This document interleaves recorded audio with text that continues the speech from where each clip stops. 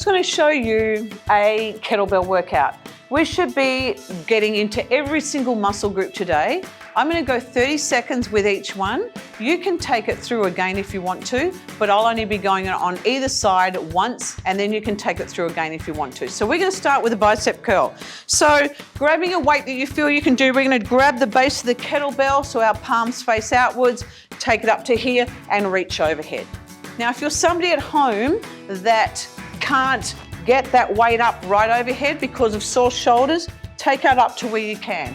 Okay, so you may only take it up to here. You may not take it all the way overhead. Your choice. That's it. Keep going. We've got 5 seconds left. Beautiful. Lovely. I'm going to take it straight into rows. So row, when we go forward, you want, if you had a stick down your back, you'd want to have it touching everything. Don't round out. Going to keep that core on. Tongue is on the roof of the mouth, and we're going to take that elbow up nice and high. Good. That's it. So I don't want to see you, if you're at home doing this, don't do that. Keep this body, this torso nice and still. All you're doing is moving that elbow. Beautiful. Got another 10 seconds to go.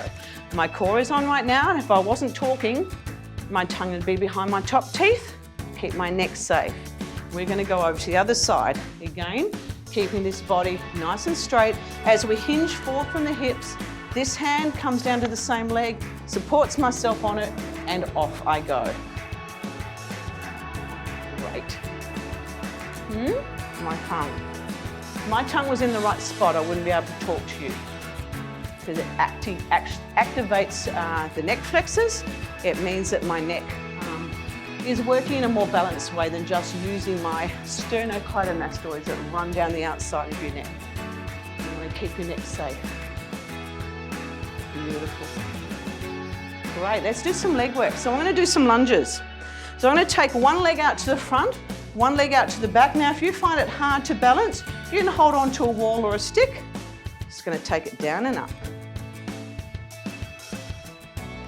Beautiful. I'm going to swap us over halfway here. Good, keeping up that chest nice and high. You can take that back knee so it almost touches the ground. I'm going to swap over. Beautiful. Good, I find this one a little harder because I've got a lovely bunion on that back foot. It hurts a bit when I bend that leg. Good. Okay, going into a nice wide squat. So toes are out. Now, whichever way our toes go, our knees should track the same way over. So if our knees are out here, we're tracking the same way. Upright row, so we're going to take it down into a low squat, up into a high pull. Beautiful. Want those elbows higher than your hands. Okay, so if I come a bit closer to you, there you go. Making sure those elbows come up nice and high. And as we come down, our knees track right out over our toes. Good. Excellent work. Gonna work a bit more into these legs. So I'm staying down low. Now, if your knees can't track out and your knees go forward like this, you might need to bring those feet in a bit further. But if you can, really wide with the biggest weight you can. I'm just gonna add another weight to this one. So I'm staying down low. Just a weight shift from leg to leg. You will feel those inner thighs working very hard. You can feel right in. It's often a very weak part of our legs, are these inner thighs. So great to keep them strong. Beautiful. We're now going to do just some swings. I'm going to head off to a bigger weight with this one. And I'm just going to swing this forward, comes underneath, and really driving through with these hips. So these hips are driving it through. And Fitness Australia have shown that doing kettlebell swings is the same as going for a sprint. How's that? You're burning off the same amount of calories as if you're going for a sprint. Good. Lunges again. I can use this one actually. Probably want to use a slightly bigger weight if you're doing some leg work. So I'm going to take a step out lunge, out to the front, kind of diagonal, out to the side, then back here, and then right back. So forward, slightly diagonal, out to the side, on the diagonal back, and then back, like a clock. That's it. Still want to make sure that knee tracks over the toe, whichever way your toes are going. Good, we've got a 10-second break. I'm going to head around to the other side. Hope you're going well at home. I can feel my heart rate flying along. Beautiful. Keeping your chest up with all this.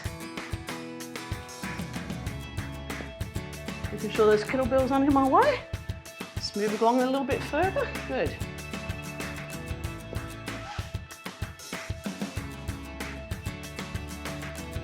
I've got a 10-kilo kettlebell here, but you might be opting at home for a lot less.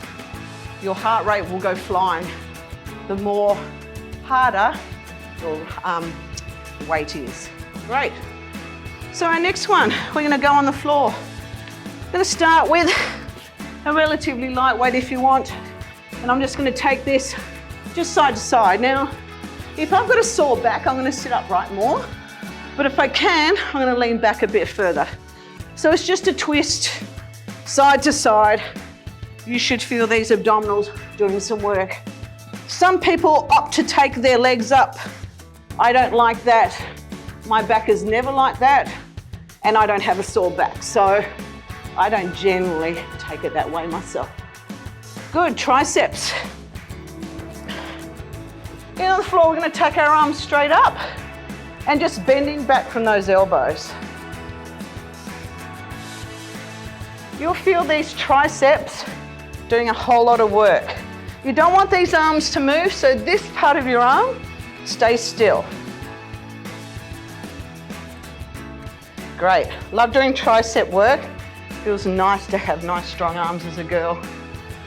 Woo. If this weight's too big, you may only choose a dumbbell rather than a kettlebell, okay? Your choice. And making sure those wrists don't move around. Those wrists stay straight the whole time. From here, we're doing a one-arm press.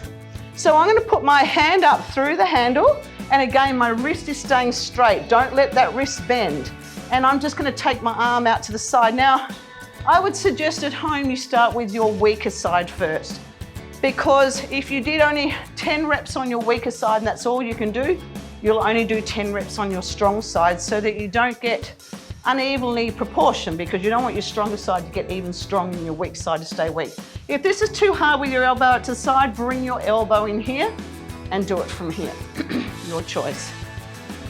Great. Great. I'm swapping that to my other side. Hand goes in here. And my aim is to keep that wrist straight again, because in doing so, I'm working all the muscles of my forearm. So very good to get everything strong. You never ever, when you're doing strength training, want to see a wrist rolling around like that. Okay, so all nice and controlled. Beautiful. Got 5 seconds to go. Lovely. From here, I'm going to leave my arm up because I'm going to be doing just some half Turkish get-ups up onto my bum and some onto my knee. So I'll show you what I'll be doing. So your choice whether you go up here. You may be someone that can barely get up off the floor. So you may only lift up off your elbow. Still chest stays up. You may come up onto your bum, or you may come up onto your bum, take that leg under, and come up onto that knee, hold up for a moment, chest is up, nice and long, shoulder away from the ear, and bring it back down again, and off we go. Beautiful. Lovely. And where we do it one side, we're gonna do it the other side. Good. Let's pull my pants up again. There we go, we're all in place. One arm. Your choice whether you come up here, your choice whether you just come up onto an elbow. What I don't want to see you doing is crunching forward, okay? To keep that chest up onto the bum, or chest up onto the elbow. Bring that leg under, so it's the opposite knee to the one you're holding your kettlebell in. That's it. Good. Excellent. And we're going to finish off with some standing up stuff. So just before we end, and you can choose again to whether you go by a wall or not. I'm going to hold on to a wall for this one. So I'm going to hold into this with one arm, hinge forward from the hips, core is on, tongue is on the roof, and just hold. Now see if you can take your hand off the wall and just stay there. This whole leg right up into your glutes is working quite hard. Good. You can bring that up again, making sure, thing you want to make sure with this is that you don't let that back round out. Keep these shoulders back in place. Good, and we're going to change it to the other side. And this will be the last one we'll do for today. So I'm going to try it this time without the wall. So I'm going to come forward. Sit. Now, if I zoom this camera into my leg down here right now, you would see everything working. So everything in my leg, including all my muscles in my feet, my muscles in my lower legs, right up into my glute, all have to work to hold me stable. And I'm going to come up from there. So let's try one more. Great. I hope you've enjoyed that today. We've gone through most parts of our body and we've worked it pretty hard. So actually there's one more. Can we add this on? Okay, so I'll go down the floor. We didn't work our glutes. Okay. Okay. So last one of the day. Oh, sorry, or not. So I'll just start from here. Then while we're on the floor, we can bring this kettlebells close to our bum as we can. And we're just going to roll up vertebrae by vertebrae and lift up. I want you to squeeze these glutes really hard. Working these glutes, great way to actually work them. Holding up, it's just not only working the glutes, it's working the lower back, working the hamstrings and the calves. We're going to come down and come up one more time.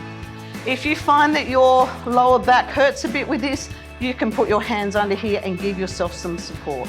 Totally up to you. Let's just hold for another 5 seconds. Lovely. 3, 2, and 1.